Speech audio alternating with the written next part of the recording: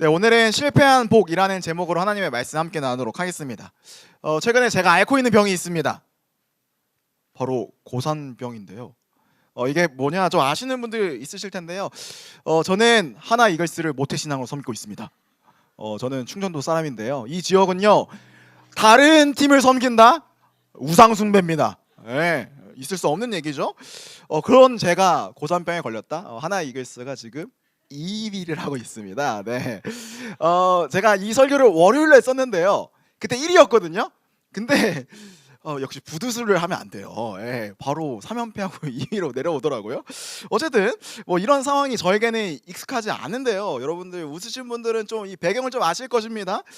저와 같은 신앙을 공유한 대전 출신인 우리 배장한 목사님은요, 저희가 함께 사무실에서 항상 이야기하거든요. 하나가 또 이겼다. 우리는요 항상 이야기를 합니다. 비로소 완성될 우승의 꿈, 하나님의 나라가 완성되듯이 이것이 곧 올 것이다 생각을 하고 있는데요. 네, 제가 왜 이렇게 호들갑을 떠냐, 뭐 프로야구팀 1위 하는 거 뭐 일상적인 일 아니냐 하는데, 하나 이글스라는 팀은 좀 다릅니다. 하나 이글스라는 팀을 상징하는 단어가 있죠. 파죽의 2연승. 여러분 이게 느낌 좀 오십니까? 2연승이 어떻게 파죽에가 붙죠? 뭐 이런 거라든지, 혹은 올해는 다르다. 매년 나오는 이야기입니다. 그리고 이 하나 이글스를 좀 상징하는 이 팬의 모습이 있는데요. 한번 보여주시죠. 네, 하나 이글스 팬은 보살 팬이다. 제가 목사인데 보살이래요. 네, 뭐 이런 상황들 느낌이 좀 오시지 않습니까? 그렇습니다. 우리 하나는요, 만년 꼴찌 팀이고요, 지는 것이 일상인 팀입니다. 그런 하나가 스토브리그를 거치고 겨우내에 훈련 혹독하게 해서 2위를 하고 있어요. 2위를 여러분 응원해 주시기 바랍니다. 이처럼 이 하나에 대해서 제가 이렇게 막 열광하고, 또 사람들도 막 열광하고 있거든요. 그런 이유는요, 이 하나 이글스라는 팀이 갖고 있는 실패에 있습니다. 저희는 몇 년간 꼴찌를 계속했거든요. 이 실패의 서사가 있기 때문에 사람들은 이 하나에 대해서 열광하는 것이죠. 우리도 마찬가지인 것 같습니다. 우리도 다양한 어떤 뭐 미디어 컨텐츠나 영화나 드라마를 보면 대부분의 소재는요, 주인공의 실패 극복에 있어요. 언더독의 반란이라는 그 단어 아시죠? 그것처럼 대부분 이 실패에 대중들이 열광을 하는데요. 그러나 우리가 이거를 컨텐츠나 어떤 이 응원하는 팀을 이야기할 때는 참 좋은 이야기지만, 여러분 실패가 여러분의 이야기가 된다면 여러분 어떻습니까? 그 실패가 열광할 수 있는 이야기가 될까요?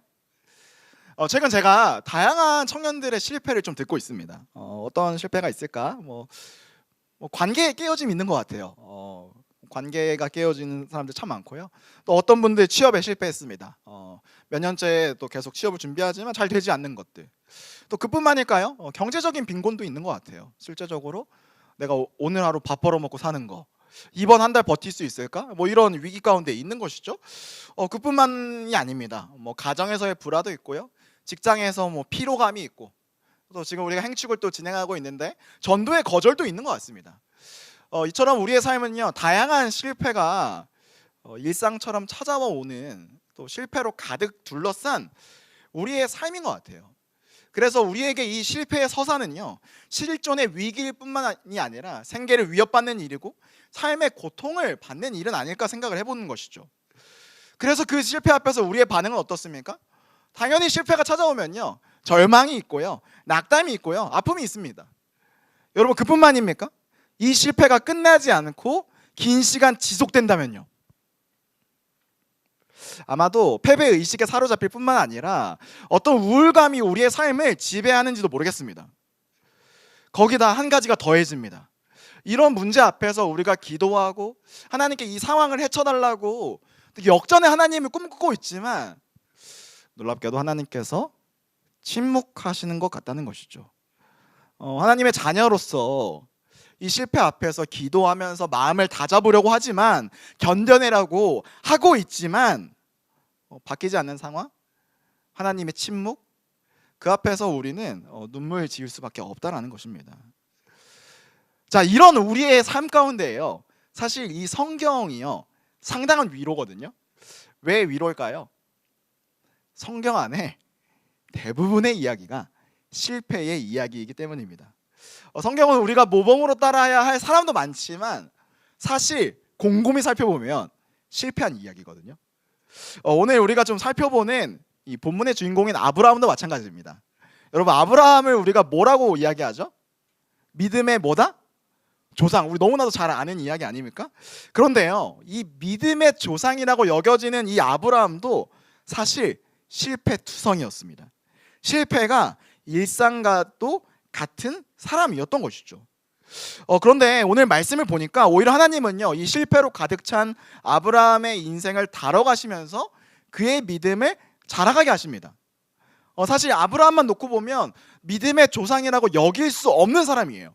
근데 하나님께서 그를 다뤄가신다라는 것이죠. 그 모습을 오늘 본문을 통해서 한번 살펴보도록 하겠습니다. 오늘 우리가 읽은 이 창세기 12장 1절에서 3절은요, 아브라함의 언약, 다른 이야기로 선교 언약이라고 합니다. 구약에서 선교가 시작된 본문이다라고 할 때 이 본문을 이야기하는데요. 그래서 이 본문을 이렇게 표현합니다. 미시오 데이, 하나님의 선교라는 뜻인데요. 하나님의 선교가 시작된 본문이 바로 오늘의 본문입니다. 그러니까 그 선교의 대서사, 성경 전체를 통해서 영혼을 구원하시고 하나님 나라를 이뤄가시는 하나님의 모습이 오늘 이 장면에서 시작합니다. 자, 그런데 놀랍게도 이 장면에 아브라함의 인생의 실패가 담겨져 있습니다. 자, 오늘 본문의 1절부터 3절까지의 말씀을요, 우리 다시 한 번 더 천천히 한번 읽어보도록 하겠습니다. 읽겠습니다. 시작. 여호와께서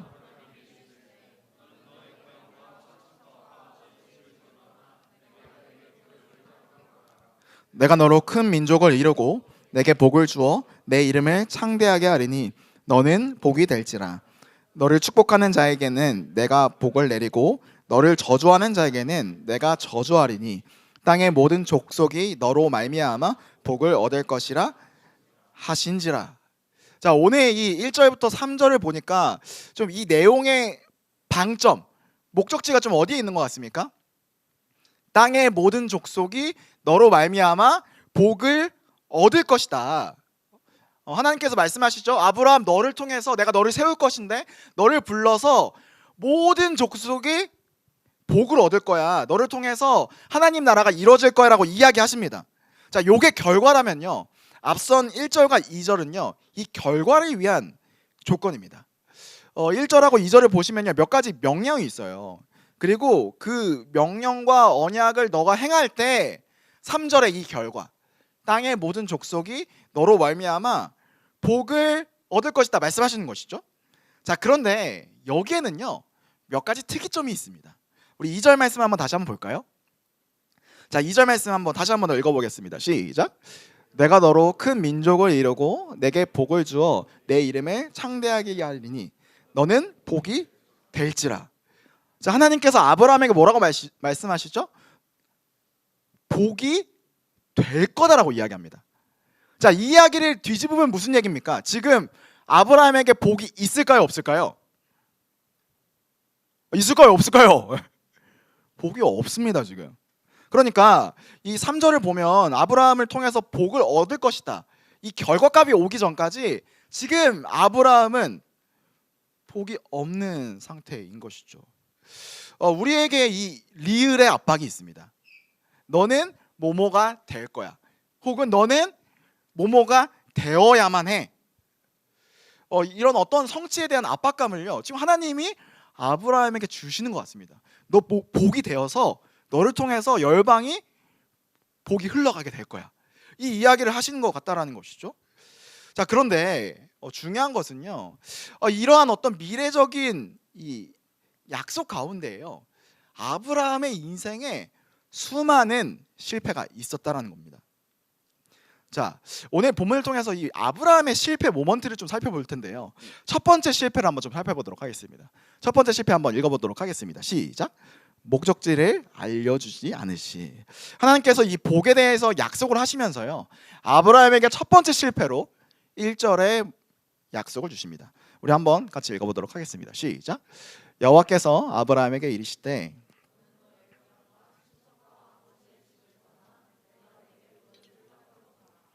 자, 뭐라고 말씀하시죠? 너의 고향과 친척과 아버지의 집을 떠나라. 가출하라는 얘기입니다. 그런데 목적지가 없어요. 내가 내게 보여줄 땅으로 가라. 약간 무지성으로 일단 떠나라는 거예요. 약간 그런 상황입니다. 자, 여러분 이게 어떤 상황일까요? 제가 한번 여러분의 상황에 맞춰서 예를 한번 들어볼게요. 자, 우리 특별히 이제 청년 2부 또 청년 1부 후반 때 제가 최근에 리더들 신방하는데 모든 인생의 초점이 배우자 기도거든요. 여러분 배우자 기도 많이 하지 않으십니까? 자, 근데 이 배우자 기도가요 응답이 됐어요. 기도를 하는데요, 하나님이 응답하신 거죠. 태호야, 너 이제 장가 가야겠다. 응답을 하신 거예요. 제가 이제 다시 하나님께 묻습니다. 하나님, 그럼 저 누구랑 갈까요? 하나님이 이렇게 말씀하시는 거예요. 내가 내게 보여줄 사람과 장가 가라. 그러니까 지금 결혼 혼자 하는 거 아니지 않습니까?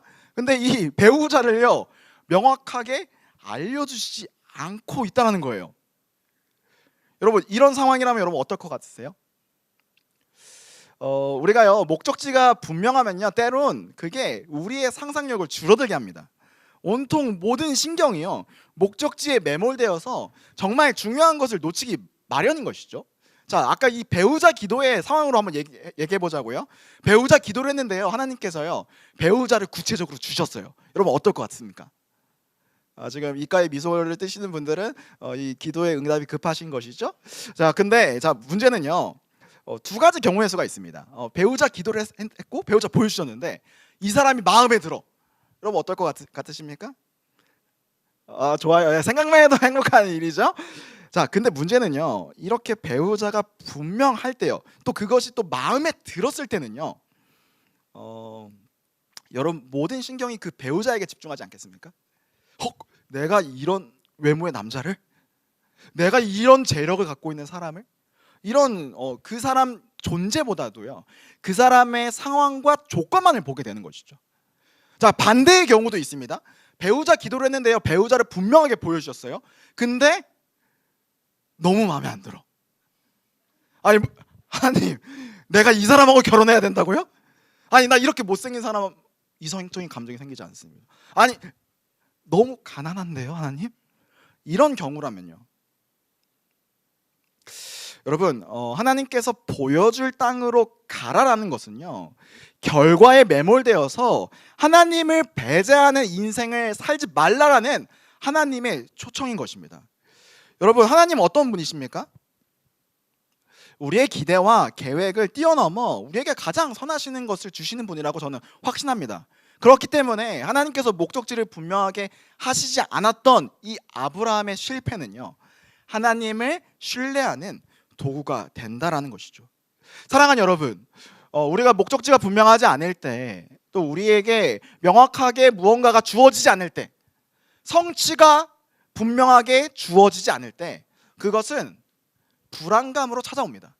그런데요 그 불안감이 있어야 여러분 역설적으로 하나님을 더 사모하게 되는 것이죠.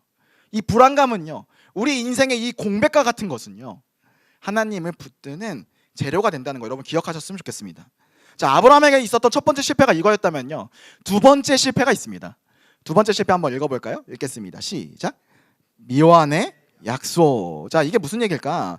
우리 2절 말씀입니다. 함께 읽어보도록 하겠습니다. 시작.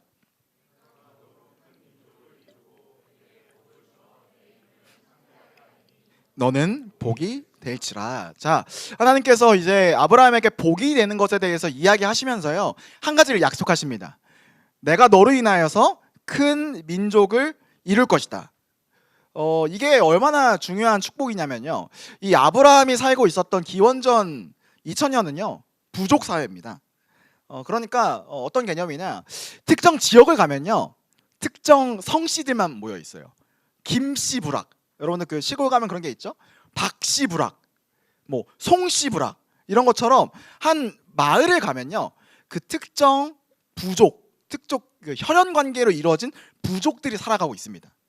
자, 그런데 이러한 어떤 이 부족을 이룰 때 자손은요 축복의 상징이자 결과였습니다. 이 당시는 노동력이 상당히 중요했거든요. 그러니까 남자가 그 부락에 얼마나 있는가, 이거는요 노동력일 뿐만 아니라 군사적인 성공을 뜻합니다. 자, 그런데 지금 아브라함에게 있었던 한 가지 상황이 있습니다. 우리 11장, 창세기 11장 30절인데요. 한번 함께 읽어보도록 하겠습니다. 시작. 사라는 임신하지 못함으로 자식이, 여러분 아브라함 가정은요 불임 가정입니다. 지금 이 아브라함이 12장 2절에 약속을 받을 때가 75세거든요. 75세의 불임 가정. 여러분 이게 어떤 의미일까요? 여러분 이 정서가 무엇일까요? 노년이 되고 생의 마지막을 바라보는데 아무것도 일구어 놓은 것이 없다는 공포. 세상적인 성공에 있어서 철저한 실패를 평생 동안 겪은 겁니다. 그러니까 무슨 얘기입니까? 이 시족 사회에서요 자손이 없다는 것은요 이 자본주의 사회에서 돈이 없다는 것과 같은 개념입니다. 그러니까 지금 아브라함은요 어떤 인생을 살았냐, 사람들이 보기에요 실패했다고, 가난하다고, 가치 없다고, 너 저주받은 인생이라고 낙인을 찍혔던 것이 바로 아브라함의 인생입니다. 자, 근데 지금 그 아브라함에게 하나님 찾아오셨어요. 아브라함아, 너 끝났다고 생각했지? 아니야. 너 큰 민족을 이룰 거야. 그러니까 그것을 위해서 선결 조건, 너의 집을 떠나. 여러분 이 약속을 들었을 때 여러분 안 떠나시겠어요? 여러분 당연히 떠나지 않겠습니까? 자, 요걸 또 아까처럼 좀 한번 치환을 해볼게요. 자, 여기 우리 공육도래들이 있으니까 지금 이 공육도래 제가 딱 보니까 다시 입시를 하시는 분들이 없는 것 같으니까 이게 좀 상처가 되지 않을 것 같습니다. 제가 한번 예를 한번 들어볼게요. 여러분 입시를 했어요. 예를 들어서 근데 대학에 보기 좋게 떨어졌습니다. 근데 그러면 당연히 재수를 하겠죠. 재수를 했는데 안 돼. 그래서 삼수를 합니다. 삼수를 했는데 안 돼. 그래서 결국 오수까지 합니다. 여러분 그 사람의 존재는 그 재수학원에서 어떤 존재가 될까요? 재수학원의 전설이죠. 재수학원의 지방령. 그는 떠나지 않는다. 남들은 취업 준비할 때 이는 떠나지 않는다. 뭐 이런 느낌인 것이죠. 근데 하나님께서 갑자기 나타나십니다. 사랑하는 태호야, 너 재수학원을 떠나. 내가 너 스카이 보내줄게. 여러분 떠나시겠습니까? 안 떠나시겠습니까? 당연히 떠나겠죠. 취업도 마찬가지 아니에요? 똑같아요. 취준생이라면 하나님이 나타나셔요. 너 아버지 집 떠나? 아니, 너 지금 회사 이직해. 내가 너 삼성 보내줄게. 너 애플 보내줄게. 여러분 그러신다면 여러분 떠나시겠습니까? 안 떠나시겠습니까? 당연히 떠나는 것이죠. 여러분 아브라함이 지금 그래서 떠난 거라고요. 아시겠습니까? 75세에 자기의 모든 생활 터전 버리고 떠나는 것의 의미가 바로 이런 의미인 것이죠. 자, 그런데 제가 이게 왜 아브라함의 인생의 실패가 되냐? 여러분 이삭을 낳거든요. 여러분 다 아시죠? 이삭 몇 세에 낳는지 아세요? 100세에 낳습니다. 이 약속을 하시고 25년을 기다린 겁니다. 여러분 이 상황이에요. 내가 너 대학 보내줄게. 25수 한 겁니다. 느낌이 오세요? 내가 너 취업시켜줄게. 25년 기다렸어요. 국민연금 받을 나이. 이렇게 된다라는 것이죠. 여러분 하나님 너무한 거 아닙니까? 약속을 들어주실 거면 진작에 좀 들어주셔야 되는데 그렇게 하지 않으셨다는 거예요. 아브라함 부부가요 이 약속을 받고 어땠을까요? 매달 이 사라가 다시 생리를 시작한 것이죠. 생리가 멈췄는데 이 약속 받고 생리를 다시 시작한 겁니다. 근데 여러분 생리가 매달 있다는 건 어떤 의미일까요? 임신이 되지 않았다는 얘기죠. 아브라함은요 25년 동안 매달 한 번씩 좌절감을 겪습니다. 그 초조함, 그 불안함, 하나님에 대한 신뢰가 깨진 것 같은 그 마음.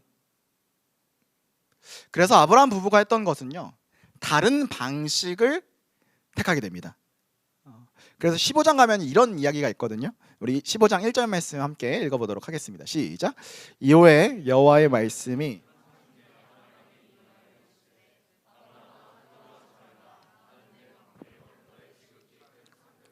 하나님께서 말씀하시죠. 두려워하지 말라. 너 지금 초조하고 불안이지? 약속 안 들어주니까 불안하지? 두려워하지 마. 내가 너의 방패고 상급이야.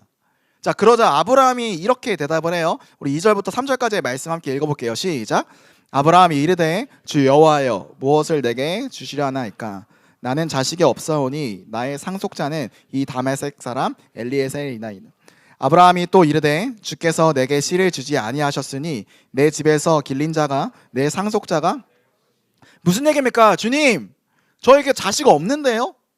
저는 저의 종 엘리에셀에게 대를 이어가야겠습니다. 일종의 시위하는 거죠. 하나님 약속 안 들어줬으니까 저는 다른 방식을 취할래요. 자, 그러자 하나님께서 말씀하세요. 우리 4절에서 5절이거든요.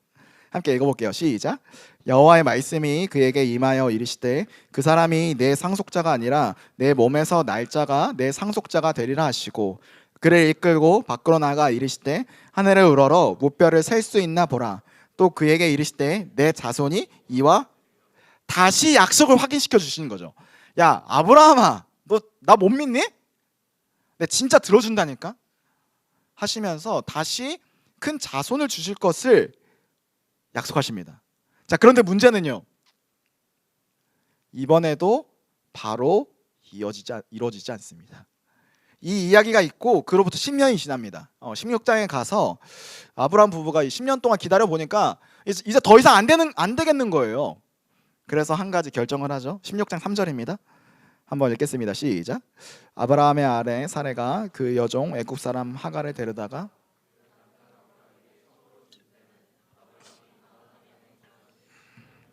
자, 어떤 방식이죠? 하갈이라는 사람을 첩으로 주어서 대를 잇기로 결정합니다. 자, 그런데 결과가 어땠을까요? 바로 임신합니다. 이스마엘이 태어나게 되는 것이죠. 자, 그런데 하나님께서요, 이 일을 보시고요, 무려 13년을 또 침묵하십니다. 자, 그리고 17장 드디어 99세에 하나님이 나타나시는 것이죠. 1절하고 2절입니다. 아브라함이 99세에 여호와께서 아브라함에게 나타나서 그에게 이르시되 나는 전능한 하나님이라 너는 내 앞에서 행하여 완전하라. 내가 내 언약을 나와 너 사이에 두어 너를 크게 번성하게 하리라 하시니. 야, 아브라함아, 너 75세 때 준 언약, 24년 전에 준 언약 기억하니? 나 그거 안 잊고 있거든. 내가 너 다시 그 언약, 내가 잊지 않은 그 언약 이루어줄 거야. 자, 그러자 17절 18절 아브라함의 반응이 어떨까요? 함께 읽어보도록 하겠습니다. 시작. 아브라함이 엎드려 웃으며 마음속으로 이르되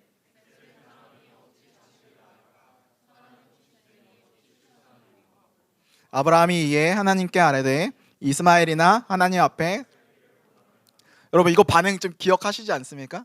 우리 15장에서 주님 저 엘리에셀이면 좋게요, 그 반응이 똑같이 나오는 거예요.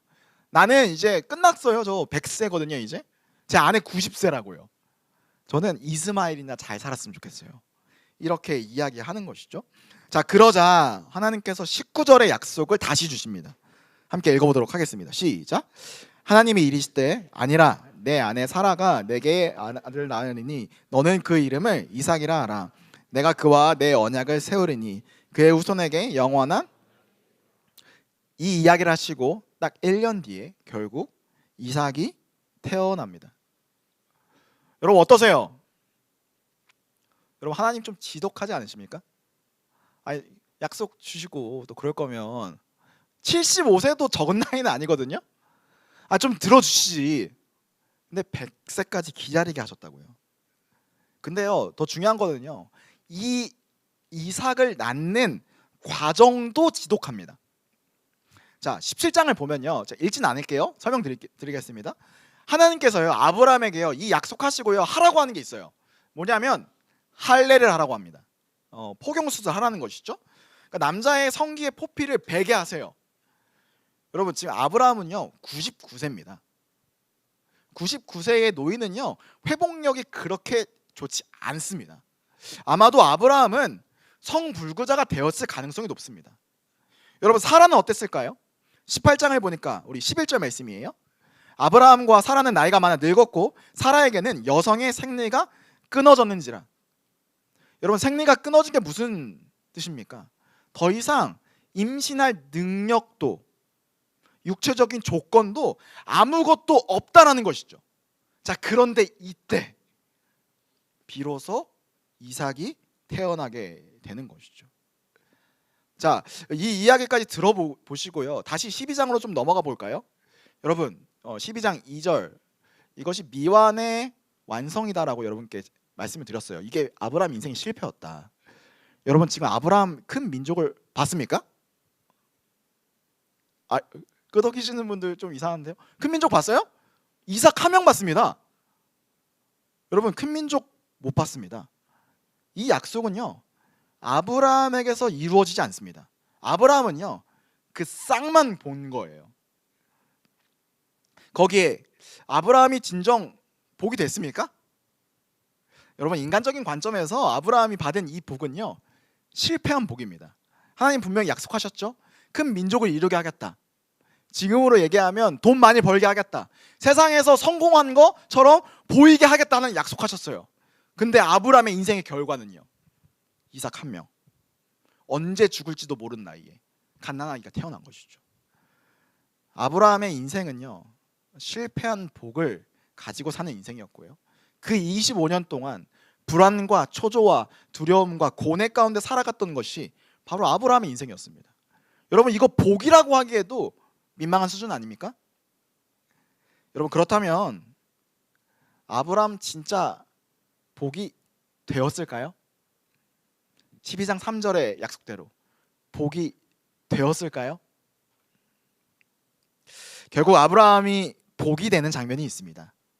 이 아브라함 이야기의 끝에 나오는 22장을 가면요, 하나님께서, 여러분 잘 아시죠? 모리아 산에서 그 하나밖에 없는 아들 이삭을 번제물로 바치라고 이야기하십니다.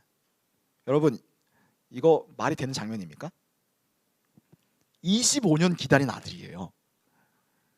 하나님께서 큰 민족을 이루게 할 가능성을 25년 기다리게 하셔서 보게 하셨다고요. 근데 그 이삭을 어떻게 하라고요? 죽이라고 합니다. 하나님께 바치라고 하세요. 여러분, 하나님 정말 지독하신 것 같습니다. 근데요, 제가 이 장면에서 재밌게 보는 것은요, 아브라함도 지독해졌습니다. 하나님이 바치라니까 아브라함이 바치기 시작한 것이죠. 이삭을 진짜 바치려고 이삭을 데려간 것입니다.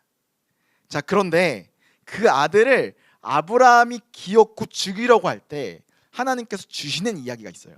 자, 22장 16절에서 18절까지의 말씀입니다. 함께 읽겠습니다. 시작. 이르시되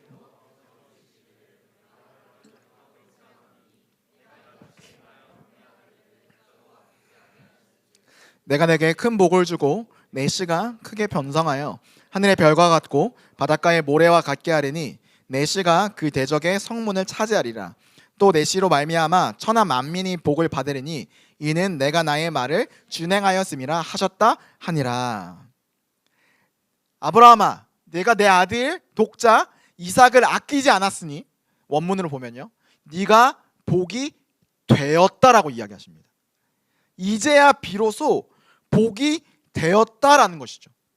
여러분, 아브라함은요, 이 과정을 통해서 복이 됩니다. 믿음의 조상이 된 거예요. 자, 그래서 히브리서 11장 19절은요, 이 장면을 이렇게 이야기합니다. 함께 읽어볼게요. 시작. 그가 하나님이 능히 이삭을 죽은 자 가운데서 다시 살리실 줄로 생각한지라. 비유컨대 그를 죽은 자 가운데서 도로. 여러분, 아브라함에게 있었던 믿음은 이거예요. 이삭을 하나님께서 살리실 거야. 이삭을 죽은 자 가운데서 살리실 겁니다. 아브라함은요, 부활을 믿은 겁니다. 내가 지금 이삭을 죽이지만 죽은 자와 같은 나를 통하여 하나님이 이삭을, 생명을 주셨으니 하나님이 이삭을 다시 살리실 것이다, 믿었던 것이죠. 자, 그래서 이 아브라함은요, 이 살리심을 보고 이렇게 고백합니다.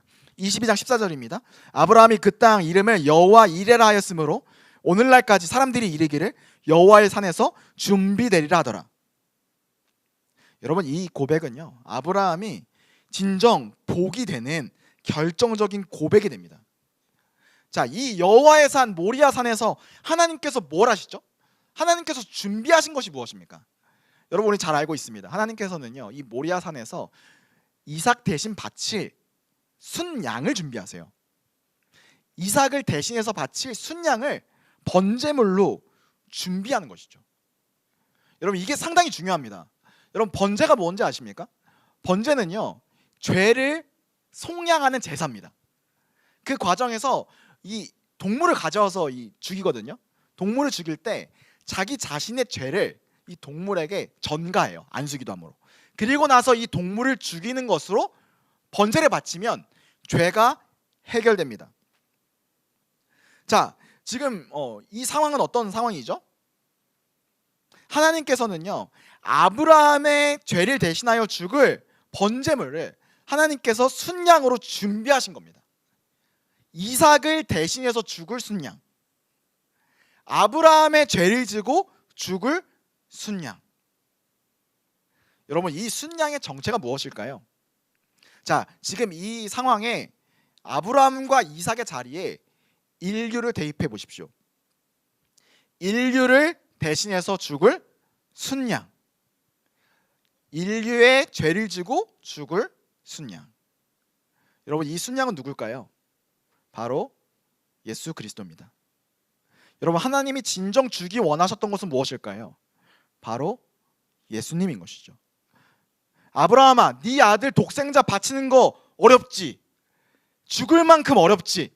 근데 나는 말이야, 난 그 어려운 거 할 거야. 내 아들 너한테 줄 거야. 여러분, 이 이야기가 어떻게 성취된지 아십니까? 훗날 이 모리아 산은요, 고고학적으로요, 예루살렘이 됩니다. 이 예루살렘에서요, 하나님께서 준비하신 순양 대신 예수 그리스도가 인류의 죄를 위해서, 아브라함의 죄를 위해서 죽으십니다. 여러분, 제가요, 이 말씀을 묵상하다 보니까요, 제가 이제 딸이 있잖아요. 딸 낳아보니까 알겠어요. 새벽에 하나님한테 바치는 거? 생각보다 어려운데? 나 안 되겠는데? 차라리 내가 죽으면 죽지. 딸 바친다? 이거 쉬운 거 아니더라고요. 근데 이 말씀을 묵상하다가 제 마음 한켠에 스쳐간 하나님의 사랑이 보이는 거예요. 하나님은요, 저를 살리기 위해서 그렇게 소중한 자기 아들을 주셨습니다. 지금 이 아브라함을 살리기 위해서, 아브라함을 살리기 위해서 자기의 아들을 주신 것이죠. 그래서 결국 이 하나님을 소유한 아브라함은요, 진짜 복이 된 것입니다. 여러분, 아브라함이 어떻게 복의 근원이 되었을까요? 그는 복의 근원이 아닙니다. 진짜 복이신 하나님 그분께서 자신의 전부를 아브라함에게 주셨을 때, 그가 그때야 비로소 복의 근원이 된 것이죠. 여러분, 잘 기억하셔야 됩니다. 오늘 우리가 나눈 이 12장 1절에서 3절은요, 선교 언역이라고 했습니다. 하나님이요, 우리를 부르실 때요, 너 불러서 내가 써먹을게. 야, 하나님 나라 위해서 너 일 좀 해봐라. 어떤 이 실용주의의 관점으로 너 효과적으로 일해, 이런 관점으로 우리를 부르신 게 아닙니다. 하나님께서 우리를 부르실 때는요, 복 그 자체인 자신의 인생을 주신다는 약속입니다. 사랑하는 여러분, 우리 안에는요, 복이 될 가능성이 없습니다. 그러나 진짜 복이신 하나님을 소유할 때, 자기의 전부를 주신 그분께 우리의 삶을 맡길 때, 우리가 그때야 비로소 복이 되는 것입니다. 여러분은 여러분의 인생을 어떻게 생각하고 계십니까? 이 말씀처럼 정말 복된 인생이라고 생각하십니까? 어떠세요? 여러분, 예수 믿는다고 이 자리에 나온 여러분, 정말 복 맞습니까? 제가 오늘 이 설교 제목을요, 실패한 복이라고 지었던 이유가 있습니다. 세상의 논리에서, 실용주의적인 관점에서, 효율적인 관점에서 아브라함의 이 복은 실패한 복입니다. 여러분, 하나님이요, 내가 보여줄 땅으로 가라 이렇게 말씀 안 하시고요, 몇 날 몇 시에 너 거기 가면 줄 거야, 이렇게 명확하게 알려주셨다면요, 아브라함 훨씬 더 빨리 이 복을 성취했을 겁니다. 제가 아브라함이었으면 저는 이렇게 순종 안 했을 것 같아요. 그리고 그 큰 민족을 이루는 과정도 어떻습니까? 이삭이라는 쌍만 본 거예요. 성공 아닙니다. 그런 복이라면 거부해야죠. 그러나 아브라함은 세상적인 관점에서 실패라고 여겨지는 이 복, 하나님 그 자체를 받았기 때문에 결코 더 이상 실패한 인생이 아니라는 것이죠. 여러분, 우리의 인생도 마찬가지입니다. 사실 효율의 관점에서 주일날 이 자리에 나오는 거 상당히 비효율적입니다. 그렇지 않습니까? 지금 이 온라인 시대에 유튜브로 예배 드리면 되잖아요. 송출 다 해주잖아요. 근데 우리는 기꺼이 이 자리에 나옵니다. 그리고 우린 교회가 복이 되는 공동체다, 선한 영향력이 있다 이야기하지만 체감되세요? 진짜 이 이야기 체감되세요? 여러분들 이 공동체를 통해서 우리 사회가 변화되고 있습니까? 죄송하지만요, 세상을 바꿀 능력이 우리에게는 없습니다. 그런데 그럼에도 불구하고 우리가 이 자리에 모여서 예배하고 소망을 꿈꾸고 소망을 노래하는 이유 무엇입니까? 세상을 주관하시는 진짜 복이신 하나님이 우리의 인생의 주인이기 때문에 우리가 오늘도 이 발걸음을 하고 있다라는 것이죠. 여러분 기억하십시오. 오늘 말씀을 통해서 하나님 분명히 말씀하십니다. 너의 인생에 있는 실패, 그걸 통해 진정한 복이 무엇인지 알게 하십니다. 우리 마음에 담긴 그 아픔 하나님 밀어두지 않으세요. 그 아픔을 통해서 우리를 자라게 하시고요, 우리의 인생을 다뤄가십니다. 그 하나님을 신뢰하는 저와 여러분이 되게 주님을 축복합니다. 이제 설교를 마무리하려고 하는데요, 제가 최근에 계속 저희 마음에 남는 한 문장이 있거든요. 이걸 같이 한번 읽어보도록 할게요. 브루스 셸리라는 역사신학자가 복음의 전파에 대해서 이렇게 평가를 합니다. 한번 다 같이 한번 읽어볼까요? 읽겠습니다. 시작. 사로잡힌 자가 사로잡은 자를 한 번 더 읽어볼게요. 시작. 사로잡힌 자가 사로잡은 자를. 여러분 이게 무슨 뜻일까요? 예수님에 대한 이야기거든요. 예수님 사로잡히셨습니다. 자, 그런데 그 예수님을 사로잡은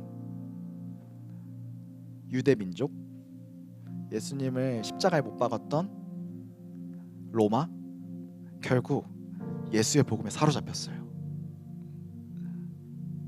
여러분, 교회는요 사로잡힌 존재입니다.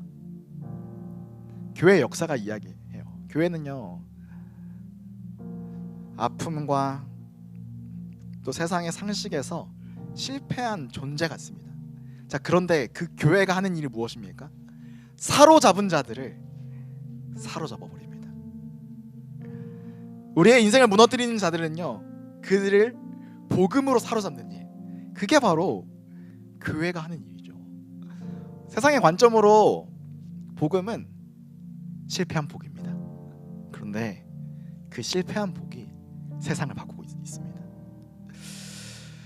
저는 그래서 이 바울의 성도를 향한 이 고백이 저는 우리 인생의 고백이 되었으면 좋겠습니다. 고린도서 6장 4절부터 10절까지의 말씀인데요, 하나님이 여러분을 어떻게 여기시는지, 왜 복인지 이 구절에 담겨 있습니다. 우리 이 구절을 우리 인생 가운데 한번 선포하겠습니다. 함께 읽겠습니다. 시작. 우리는 무슨 일에서나 하나님의 일꾼답게 처신합니다. 우리는 많이 참으면서 환난과 궁핍과 곤경과 매맞음과 옥에 갇힘과 난동과 수고와 잠을 자지 못함과 굶주림을 겪습니다. 또 우리는 순결과 지식과 인내와 친절과 성령의 감화와 거짓 없는 사랑과 진리의 말씀과 하나님의 능력으로 이 일을 합니다. 우리는 오른손과 왼손에 의의 물기를 들고 영광을 받거나 수치를 당하거나 비난을 받거나 칭찬을 받거나 그렇게 합니다. 우리는 속이는 사람 같으나 진실하고 이름 없는 사람 같으나 유명하고 죽는 사람 같으나 보십시오 살아 있습니다. 징벌을 받는 사람 같으나 죽임을 당하는 데까지 이르지 않고 근심하는 사람 같으나 항상 기뻐하고 가난한 사람 같으나 많은 사람을 부유하게 하고 아무것도 가지지 않는 사람 같으나 모든 것을 가진 사람입니다. 사랑하는 여러분, 그 모든 것, 우리는 하나님을 가진 사람들입니다. 그 복이 저와 여러분에게 있습니다. 여러분, 이 복을 붙들고 이 복을 흘려보내는 저와 여러분이 되었으면 좋겠습니다.